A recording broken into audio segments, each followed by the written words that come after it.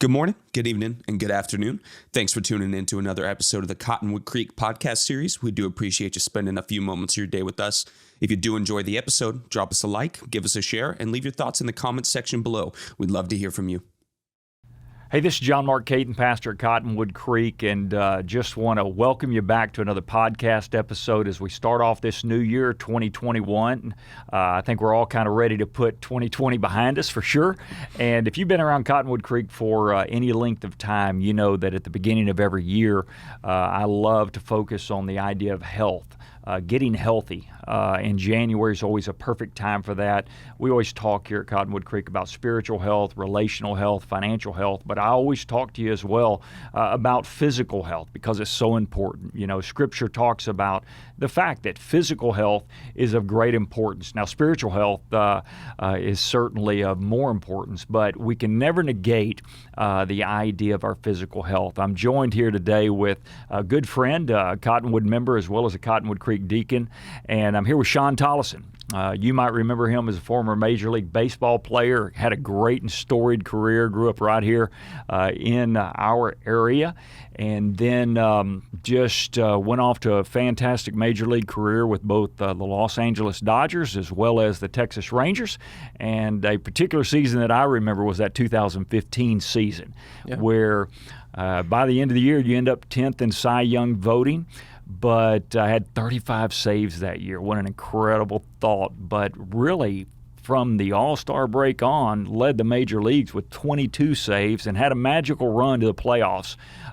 Shawn, before we jump into really talking about health, what do you remember about that year? It was a fun season. It was a fun year. What I remember most is just, 2014, the season before, with the Rangers, we were so bad. Yeah. And we were so bad. And we went into 2015 with the same really, really bad expectations for our team, and we lived up to those.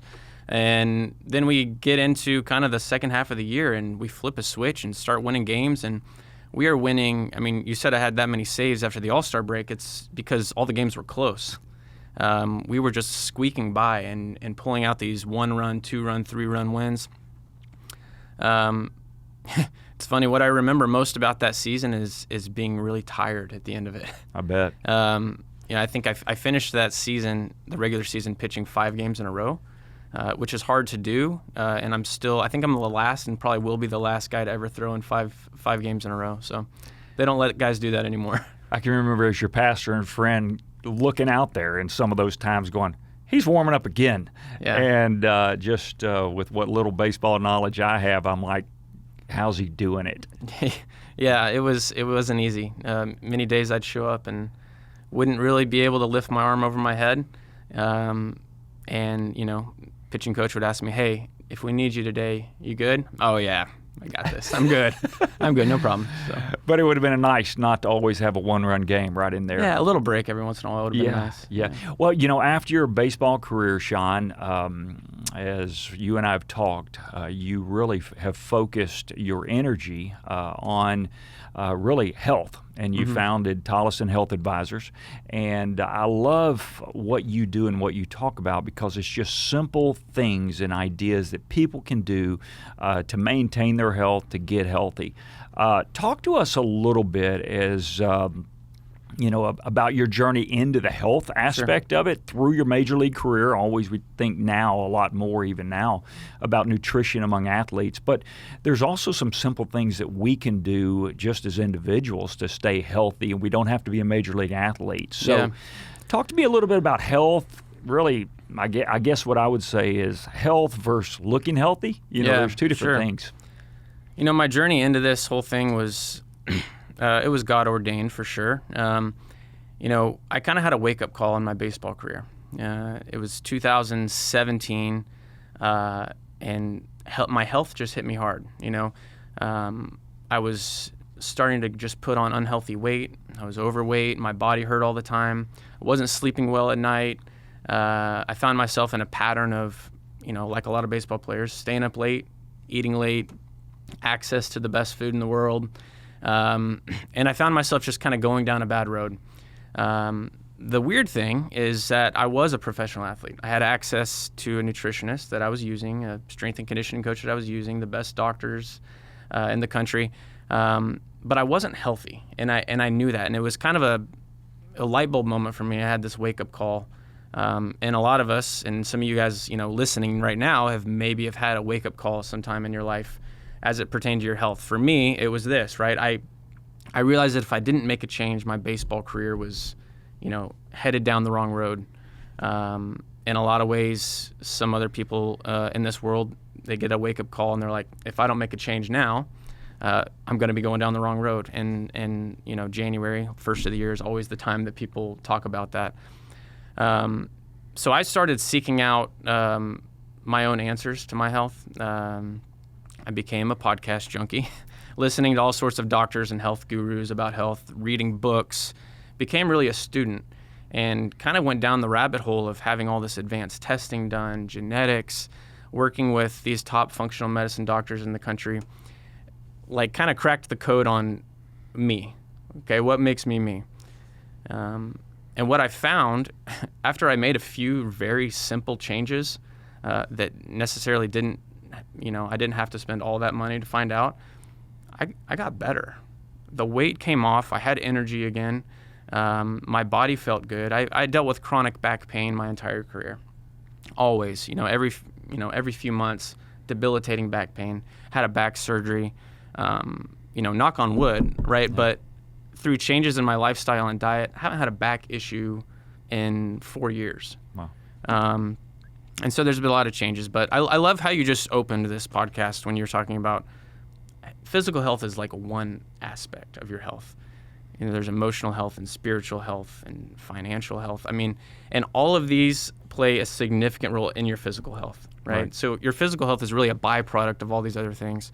And when I talk about health, the clients that I work with, yes, we're focused primarily on physical health, but health is so much more than, like you said, looking good. I think that's what the words you use, right? Yeah.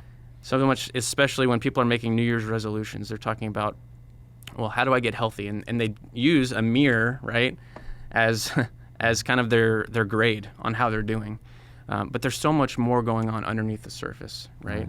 And I'm not talking about just the spiritual and emotional health. I'm talking about what's going on inside your body, right? Being truly healthy is about having energy. It's about preventing disease. It's about all sorts of things. And truly, if we can maximize our physical health, then we increase our capacity to do what it is that God wants us to do. Right. And that's my purpose for, starting Tolleson Health. That's my purpose for, taking care of myself right now. I've got married, 3 kids. I'm a deacon at this church. You have to ask yourself, like, who do you want to be? Who does God want you to be for your family, for your wife, for your church, for your community, for your office, for your coworkers? And that's kind of the message I try to send out to my clients. That's good, and it's so true, and it is many other things. It's stress, it's emotional, it's relational, it's a lot of things, but it is spiritual. As you tie all those things together, I've said from our platform a number of times, usually in January, when I'm talking about serving God, is we want to be as healthy as possible in the body that God has given us, so we can give God as much as possible, right? To serve, and I'm talking about not financial. I'm talking about serving Him, right? Healthy serving, but it also is being in the community, being with our family, with our kids, with our grandkids when those days come. And for many who will listen to this podcast, those days have come. One of the biggest issues that we always want to talk about when it relates to our health, it's usually food, right? Sure. We immediately think diet. Right. Kind of give me your thought. There's so much confusion out there about food. Kind of give us your broad understanding of how we should see food. All right. It's complicated. Yeah. And there's a lot of confusion. I don't like the word diet. Right. I really don't. I like the word food a lot better, right? If I'm, food tickles my taste buds, right? The word diet doesn't. I like to eat food. I like to taste my food. I like to enjoy my food. I like to sit down and eat and be full, just like all of us do. But it's not so important, like, are you keto? Are you paleo? Are you vegan? Are you vegetarian? Are you pescatarian? That doesn't really matter, okay? Yeah. Especially when we're talking about being healthy on the inside, okay? like when we're talking about things like how is your body functioning on the inside, how are you preventing disease, that stuff doesn't matter.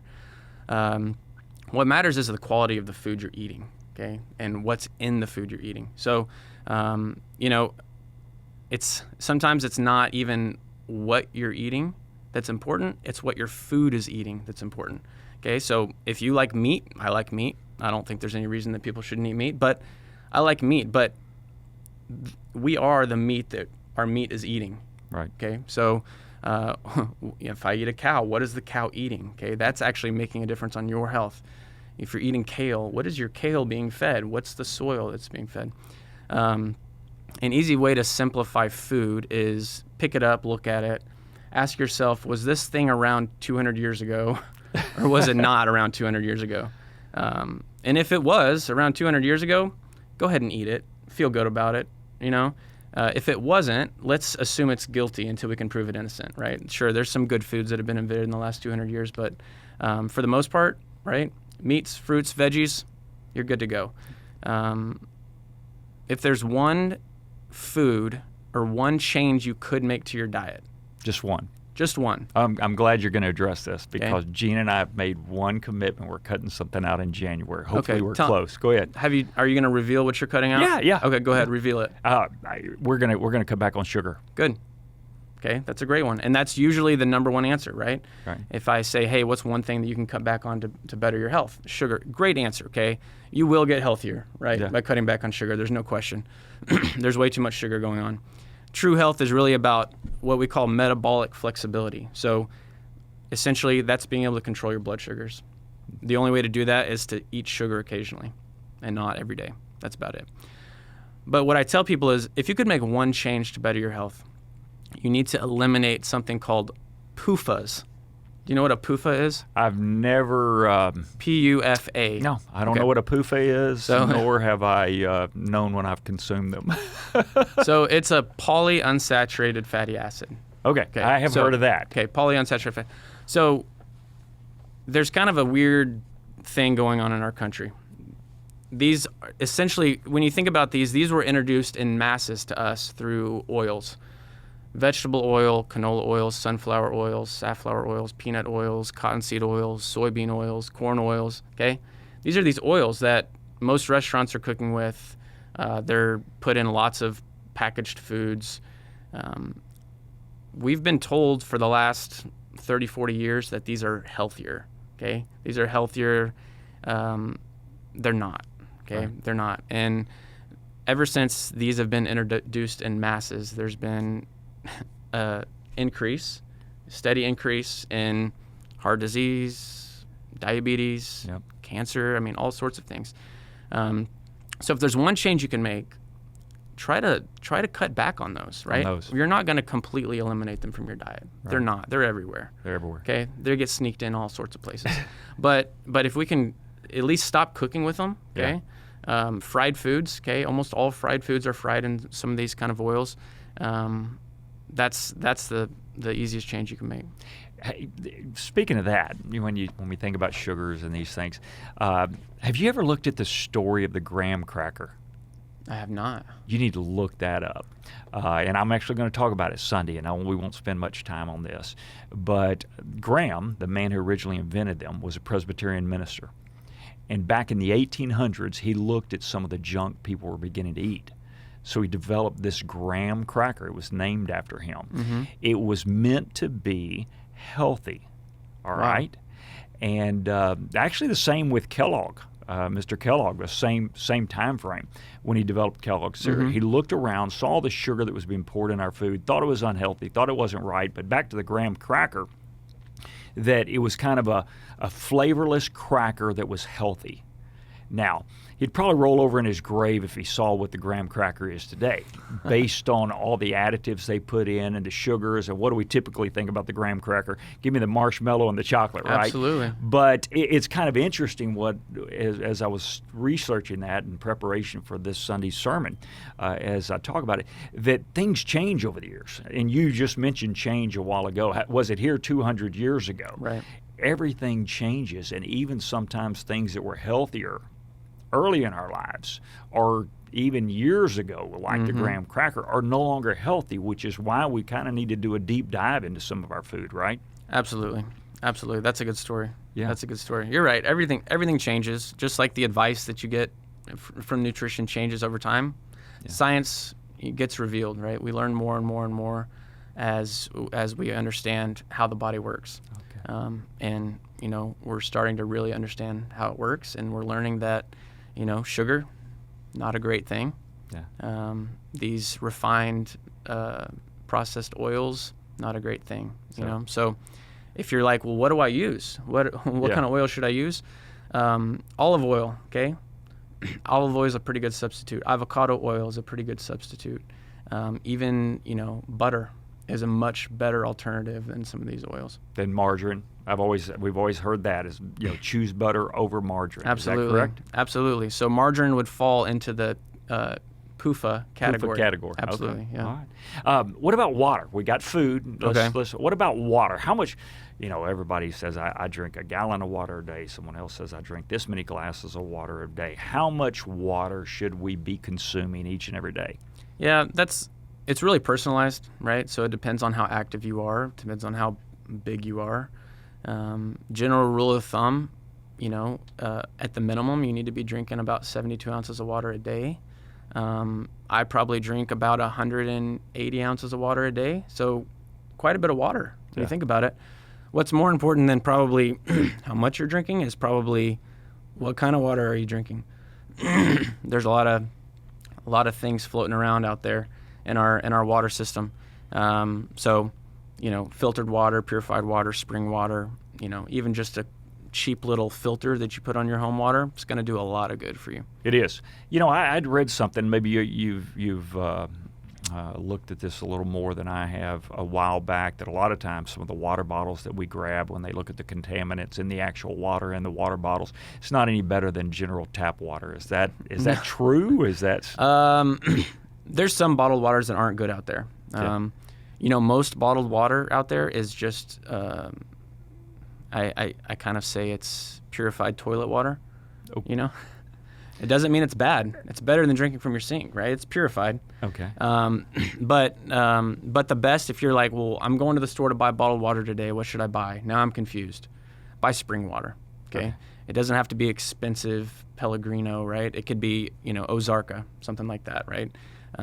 It's actually Ozarka is one of the best cheap waters that you can buy. Really? That's good to see. That's good. Yeah. You're always going to get good information here. And so looking for spring water, and it doesn't necessarily have to be the most expensive water, just spring water. Another tip with water is drink it when you first wake up, okay?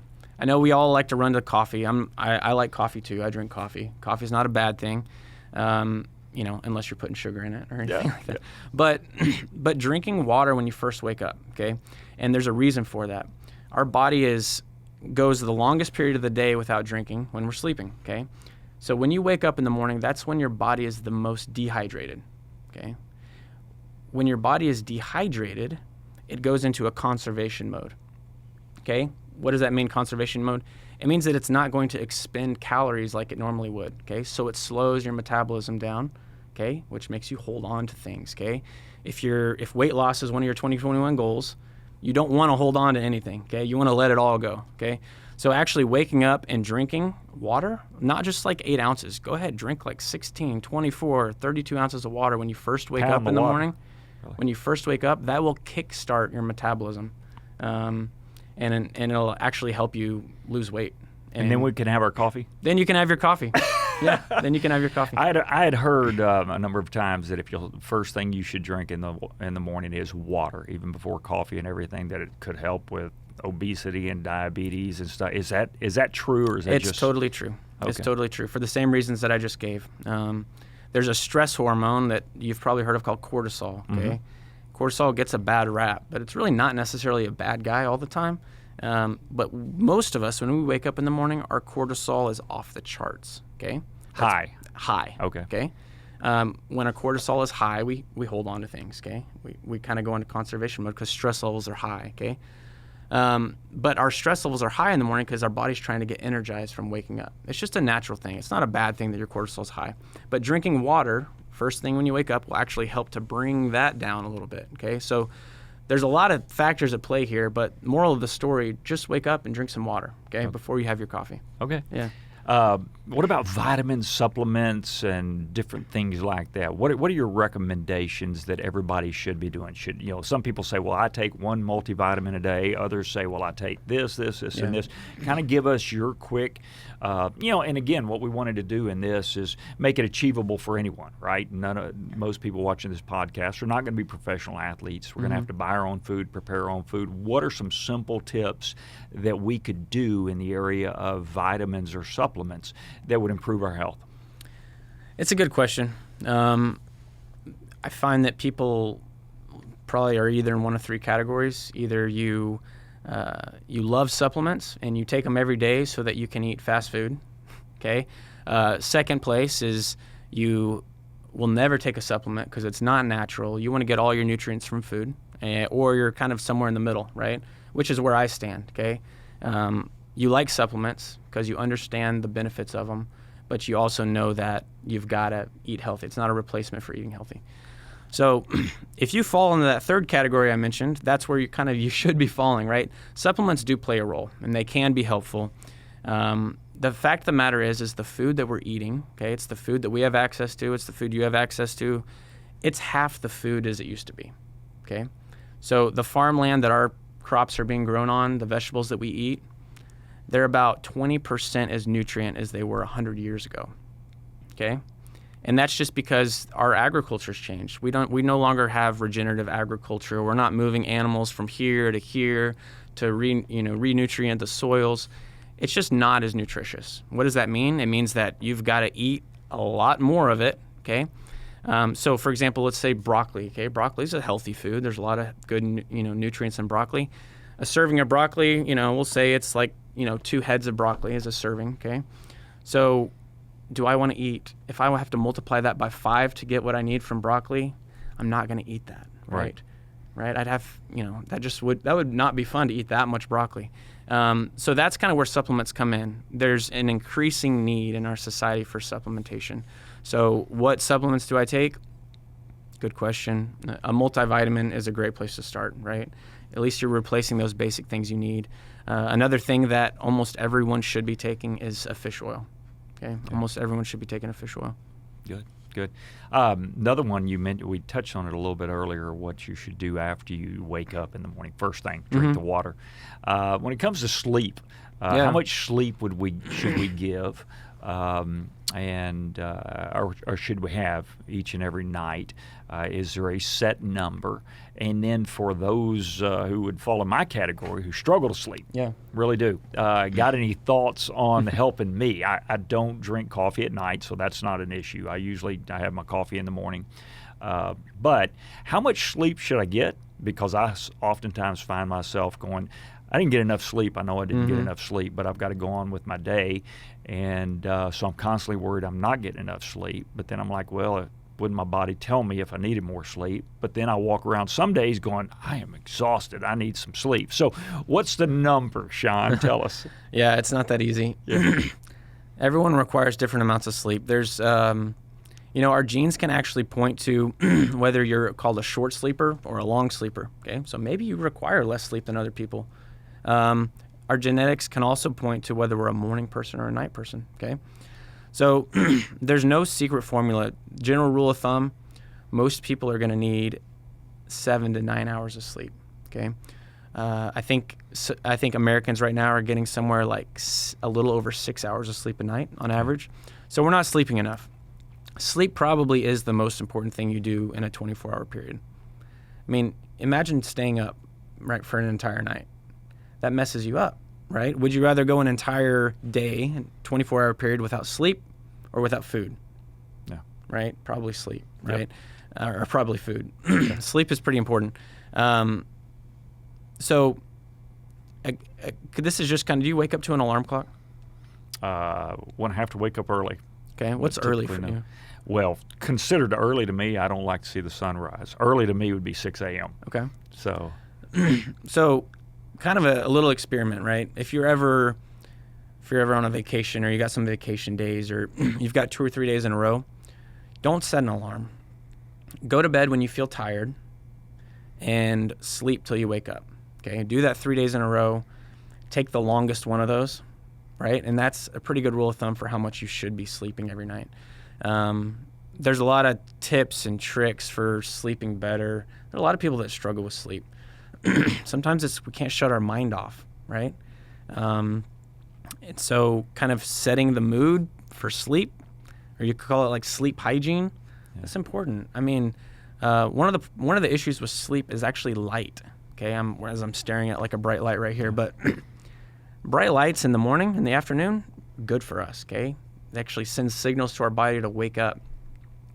If you think back, let's go back to 200 years again. Okay, so we didn't have light switches in our houses. Okay, so now we walk around at night. We've got TVs blasting at us, computer screens, phone screens, overhead lights coming at us, LEDs. So we're constantly getting these, our skin and our eyes have these receptors for light. And it signals our body to just be alert and to be awake. So, when it's evening time, turn down the lights. Yeah. If you've got a dimmer switch, dim them down. If you don't, turn them off. I mean, there'll be days that we'll shut the lights off and light a few candles. Seriously, just really? To try to set the mood and prepare your body for sleep. And, watching TV at night disrupts your sleep. I hate to break it to you. I like to watch TV at night. I justify it because I'm like, hey, this is healthy. It's helping me wind down, relax. It's funny though. I wear these. You would laugh at me. I wear these glasses when I watch TV at night. They're like red tinted lenses, so they block out 100% of the harmful light that would cause me to feel alert and wake up. So, if you ever saw me laying in bed watching TV, I just look ridiculous with these. Yeah. Red Well, lenses. watching all those Rangers games that year that were going late into the night, and then y'all would play on the West Coast, make it even worse. So it's tough. You were messing with my sleep I for messed sure. it, and it's never been the same since. I've never been the same. Well, I don't think I was the same before that. Hey, one of the other things we always want to talk about is stress, right? Yeah. And that's you mentioned a while ago, going to sleep and not being able to shut your mind down. That's one of my biggest issues, and I've tried every trick. Everybody says, well, put a notepad. Well, the problem is I just keep thinking about other things to write on the notepad. So then you put in your iPhone, your notes, your things to do. But a lot of that has to do with stress, right? Yeah. And so how do we deal? Kind of give me some of your thoughts on some of the best ways to deal with stress. My guess is there's not one way for anyone, but what do you consider some of the best ways to deal with stress? It's a great one. Stress is a bad guy. Yeah. It's a bad guy. And we're destined to be stressed out at some point in our life, right? It's, if not, 100 times. It's natural.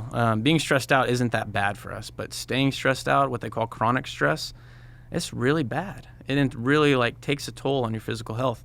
Some of my best go-tos, okay? So like a morning routine, okay?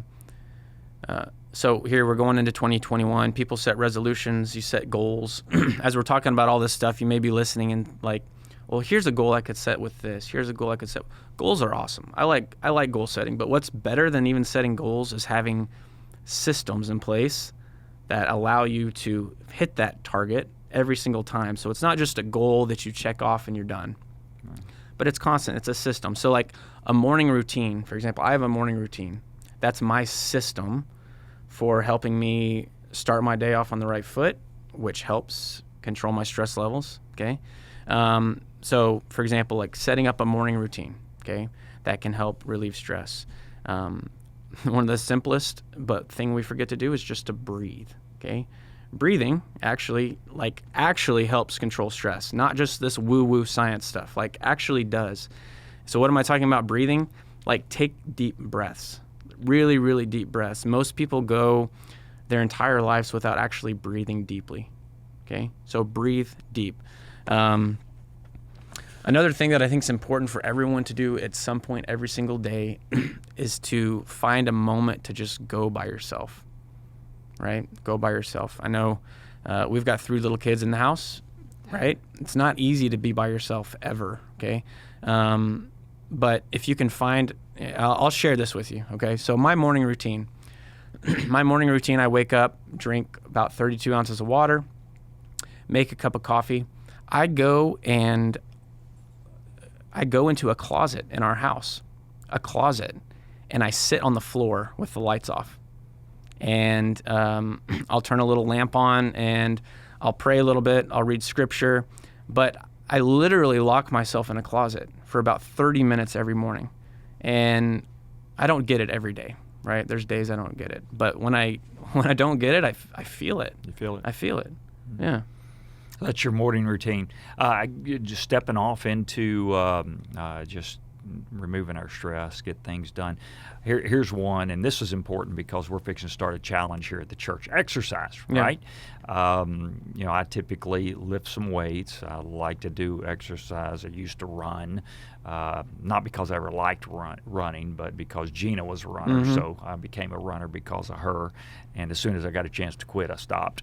When it comes to exercise, what would you recommend for people in exercise? And then I'd love to follow up with the thought, we're about to start a simple steps and walking challenge here at the church. Now, and the good news about this challenge in the app is if someone's a cyclist, it'll convert their cycling into a certain amount of steps. Cool. If someone is, and they've got to have a tracking device, they've got to have either an Apple Watch or a Fitbit or some other, or even just carrying your iPhone, because your iPhone will, in fact, when you download the app, it'll convert it into steps. But when you think about exercise, kind of what are your thoughts? You work with a lot of clients.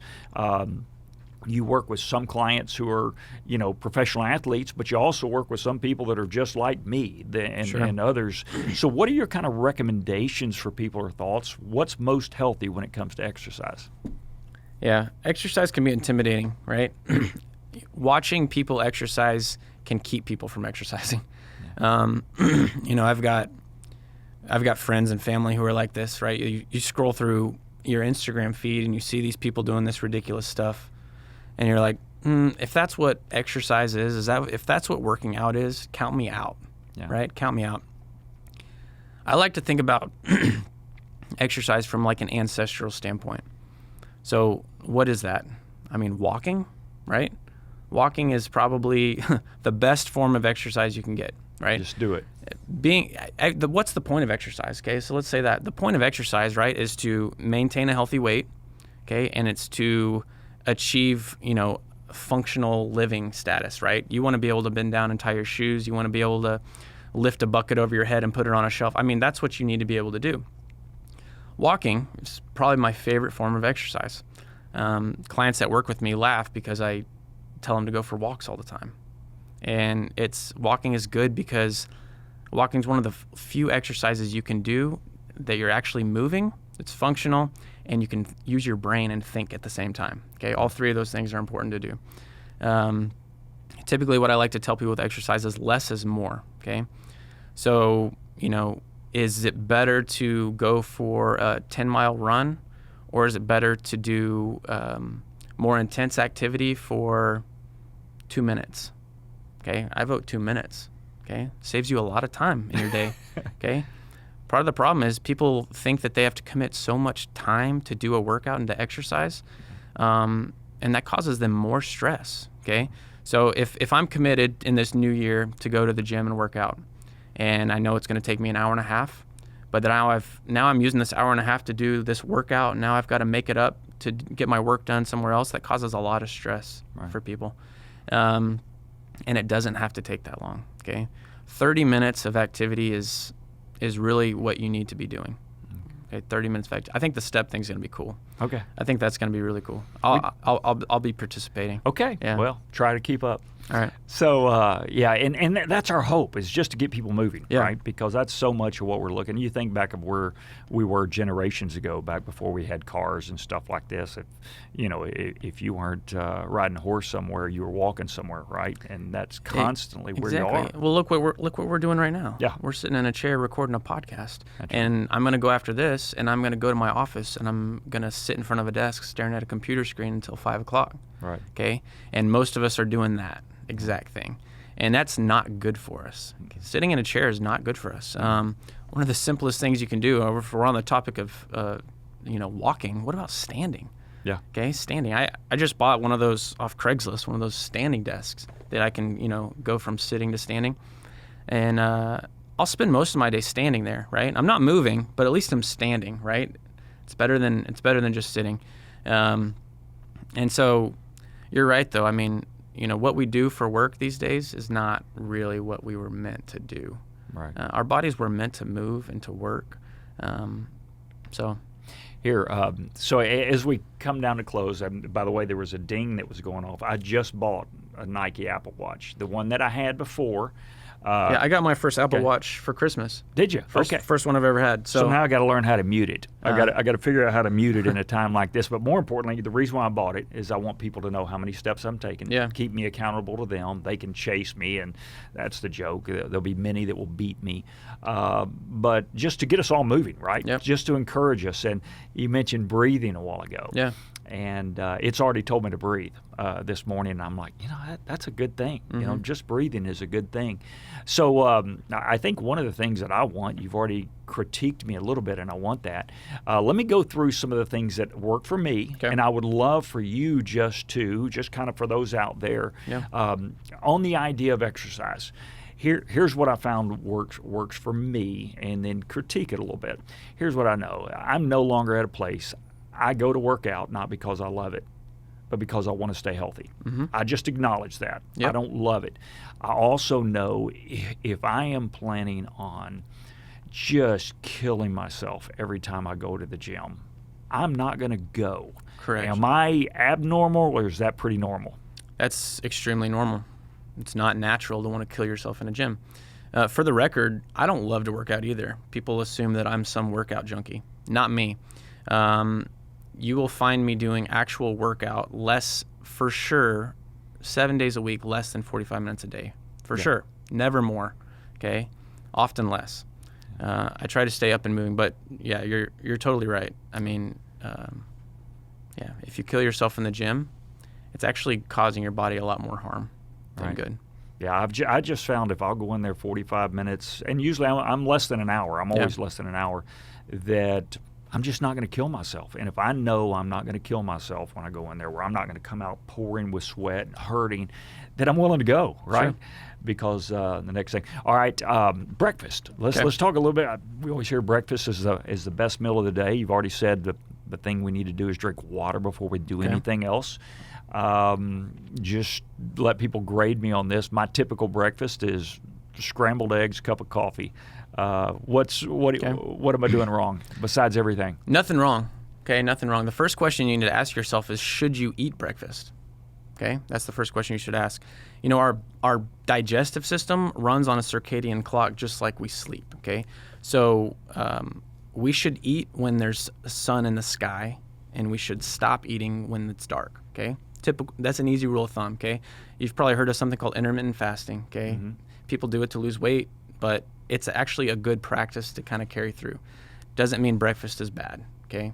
Breakfast can be good. Typically with breakfast, you want to avoid high carbohydrate foods, okay? So you're eating eggs, that's not a high carbohydrate food, so you're doing good there. Black coffee, it's a good thing to drink in the morning. So your breakfast sounds good, and it passes my test for sure. But yeah, for breakfast, first ask yourself, do I need to be eating breakfast, okay? If weight loss is a goal for you, is this something you need to do? Skip it. Okay, you skip it. You'd be shocked within a week's time. You won't even need it anymore. You won't miss it. That's good that you say that. You can skip breakfast, because I'm really not a big breakfast person. Yeah. But when I eat breakfast, when I worked out or something like that. But everybody says you got to eat breakfast. Here's what I've noticed, and you tell me if I'm abnormal on this, is if I don't have breakfast, mm-hmm. I don't get hungry for my first meal until much later. But once I start eating, my body wants to eat the rest of the day. Is that typical? I'm the same way. Yeah, I'm the same way. So I like you, had black coffee and eggs this morning. Okay, exact same breakfast as you. Why did I eat breakfast today? I don't really have a good reason. I just kind of felt like it, which I think is okay. I was cooking eggs for my kids and ate some eggs, but I'm the same way. If I skip breakfast in the morning, I typically don't get hungry till 1 or 2 o'clock in the afternoon. Okay. Yeah, that's easy. That's exactly the way I can go. Yeah. Then, so as we kind of cap this off, and we're ready to cap this off, so drink water. Definitely. Really preferred time before you do anything else, and a lot of water. Yep. And give us that water number again. You thought we need to drink. I mean, shoot for 100 ounces. Okay, shoot for 100 ounces every day. Yeah. and a bunch of it before you do anything. Yeah. Go ahead and take a multivitamin. Yeah. Try to eat foods that have been around for a long time. Yeah, there you go. Okay, There is you that go. good? Yeah. Walking is one of the best things you can do. Absolutely. What would be some other things we talked about just as we recap? Sleep. Okay. Yeah, sleep. Sleep's going to be the most important thing you do in a day. So prioritize it. Okay. So just like anything else that you prioritize, okay, what do you do with things you prioritize? Maybe you write them down. Maybe they're on your schedule. Really, you have to prioritize sleep. If it's the most important thing for your health that you do in a day, maybe you should prioritize it. We could make the same remarks about a workout. Okay. If you are a calendar keeper, and almost everybody is because we're all busy, okay, and you don't have a workout on your calendar, try it. Try putting it on your calendar. Try slotting, 30 minutes on your calendar for a workout. And maybe that makes it happen. Or even just a walk, right? Even just to walk. Yeah. Well, Shawn, thanks so much, and thank you so much for joining us. I want to also just thank you as we, in advance, get ready for our Clean Slate Walking Challenge. And what that's going to be is just an opportunity for us all to get together with an app, iPhone, Android phone. All you got to do is download an app. It's going to be free. The church is paying for the subscription. You're going to get to join us. You're going to get to watch where all the church staff is walking, our exercise routines, just the number of steps. That's all we're tracking. Doesn't matter whether you cycle, work out, or whatever. Shawn's already said he's going to join it, and let's just get each other healthier this year. God bless. Hopefully you enjoyed the podcast. Thanks, guys. Well, you made it to the end of the episode. Be sure to check out all the previous podcasts and subscribe so you won't miss the next one. If you have any ideas for future topics, feel free to leave them in the comments section. Don't forget to connect with Cottonwood Creek on our social media accounts and stop by the website to take a look at all the exciting events and opportunities we have coming up. Have a blessed day.